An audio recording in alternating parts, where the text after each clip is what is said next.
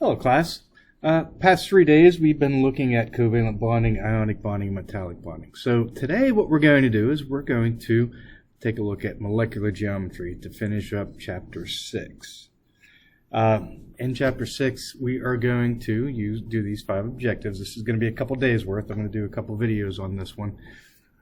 You're going to explain the VSEPR theory, the VSEPR theory. I know I say VSEPR, but it should be VSEPR. Predict the shapes of molecules or polyatomic ions using the VSEPR theory. And then that's probably as far as we're going to get on this video. Then tomorrow's video, we're going to explain how the shapes of molecules are accounted for by the hybridization theory. We're going to describe dipole-dipole forces, hydrogen bonding, induced dipoles, and London dispersion force. And finally, we're going to determine molecular polarity. All right, so molecular polarity is just the uneven distribution of molecular charge. It's determined by, one, the polarity of each bond. You know how to do that already. We've done that before, as well as the molecular geometry. I know that sounds hard, but it's really just the shape of the molecule. It's going to help determine whether the entire molecule is polar or not. It really makes a big difference. When we determined the polarity of each bond, it was just finding the difference in electronegativity like we did in section 1. If it's between 0 and 0.3, it's nonpolar. 0.3 and 1.7, it's polar covalent. And then if the difference in electronegativity is between 1.7 and 3.3, it's considered ionic. Okay, these would be two polar bonds, 1.4 polar covalent bonds. And due to the fact that the shape is bent, it makes a partial negative and a partial positive. And that's a combination of two different bonds and then the shape of it determining the actual polarity of the molecule itself.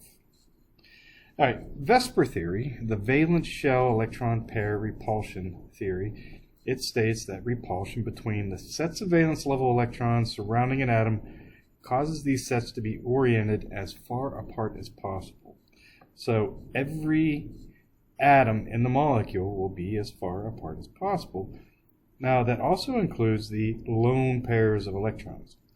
We're going to focus on no unshared pairs, no lone pairs first, and look at the shapes. Hydrogen, H2, two hydrogen molecules combined together. There's two of them, so it's going to be linear. Anytime you have two atoms, it is going to be linear. It just makes sense. That's obvious, right? Two atoms, only thing it can be is linear.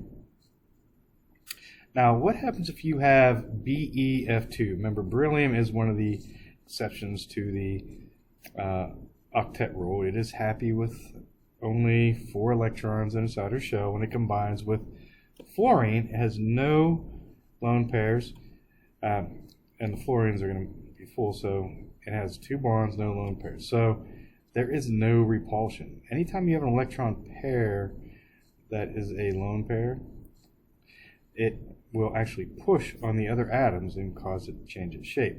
Since there are no electron pairs, it is linear. AB2, 180 degree angle. All right, boron is another exception to the octet rule. Oh, by the way, that is angular. It is linear also. Boron, it is happy with 6 electrons in its outer end but no lone pairs. What that does becomes an AB3. A is your central atom. 1, 2, 3 surrounding atoms. No electron pairs. If there is an electron pair, we put it in E here. So anytime you have an AB3 and no E, these atoms are going to be as far away from each other as possible. 120 degree angle between each, one flat plane. Hence the reason it's called trigonal planar. Now let's take a look at what happens if you have 1, 2, 3, 4. An AB4 molecule. So you have your central atom, which is carbon. You have your 4 surrounding atoms. What you get here is a 109.5 degree angle. No lone pairs, equal distance from one another, 109.5. This is considered tetrahedral, AB4. All right, to give you an idea what the shapes look like.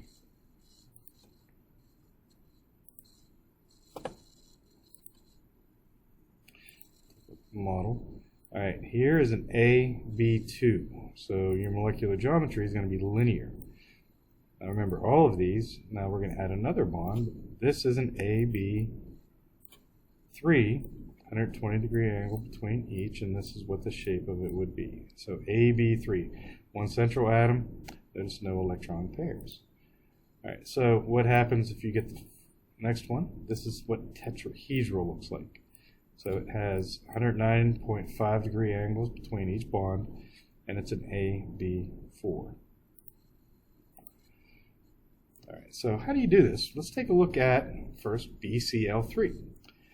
We need to draw a Lewis structure. You need to have a Lewis structure for each of these. So we use the VSEPR theory. We're going to find a Lewis structure, find the shape of the molecule. So it's number and type of each. So step one is going to be to draw a Lewis structure. We have boron, and we have 3 chlorines. Let's go ahead and do the electron dot notation. Boron is in group 13, so that means it has 3 valence electrons. Chlorine's in group 17, that means it's going to have 7 valence electrons. So it looks like that. So number and type of each. We have 3 total electrons for the boron. 3 times 7 is 21 for the chlorine. It's going to give us 24 electrons to work with. All right, we need to find the central atom. Boron is furthest to the left, furthest down, so it is the central atom. It's going to be surrounded by chlorines. Let's make boron follow the octet rule. Remember, boron is the exception. It is happy with 6, so there's not going to be an electron pair here. So let's go ahead and make everything else follow the octet rule. Little structures. All right, so we need to count how many electrons we did use. Boron, happy with 6. Each chlorine has 8. We're good. 24 electrons used. That means these become dashes. So we are good with this Lewis structure. Dashes for each of these electron pairs. Since it's one central atom, 1, 2, 3 surrounding atoms, no electron pairs, AB3. So BCl3, boron trichloride, is going to be, you guessed it, trigonal planar. Trigonal planar. AB3 is always trigonal planar. It's going to have the 120-degree angles between each. Now, what happens if you have unshared pairs with each? What happens then is you have, say, something like nitrogen, NH3, 1 nitrogen, 1 central atom, 3 surrounding. Now you have the electron pair. Now it becomes AB3E. So this is trigonal pyramidal because the electron pair pushes down on those hydrogen atoms. So you have the nitrogen, the electron pair should be up here. It's going to push down on those hydrogen atoms, giving you a 107-degree angle between each. It's called trigonal pyramidal because it has a pyramid shape. H2O, the unshared pairs push down on the 2 hydrogens.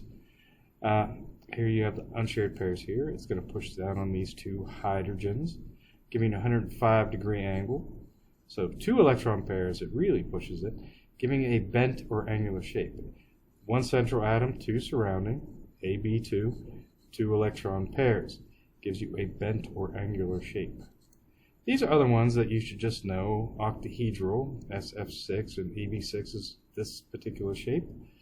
And you have trigonal bipyramidal. BCl5 is that particular shape.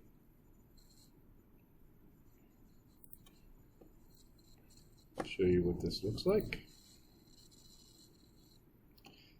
All right, your models of the atoms in this case. Let's go ahead and put, there's an AB3. Let's put this as a lone pair. What happens when you put the lone pair in? It kind of looks like a ghost. But you can see how it bent. You have the surrounding atoms going down. It's pushing down on it, creating a trigonal pyramidal shape. All right, so let's get rid of one of these. Add a lone pair. All right, there's your water molecule. You got your 2 electron pairs giving you that bent shape.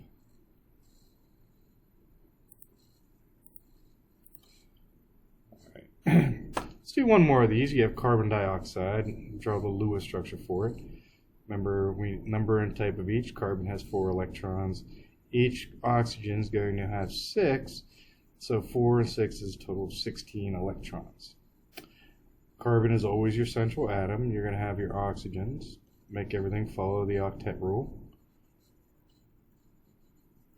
So you have, in this particular case, you have 20 electrons. We know that's not going to work, so let's take 2 electrons from oxygen, 2 from the carbon, put it in between. That's going to become 18 electrons. All right, still not the same, so let's take 2 from this carbon, 2 from this oxygen, put them in between, and that becomes 16 electrons. So it's going to have 2 double bonds. It's going to look like this is a Lewis structure. Now notice, this becomes an A, B2, no electron pair, so just an AB2. Remember what AB2 is? You guessed it, it is linear. Very good. So it's going to have no bend because there's no electron pairs. All right, good job.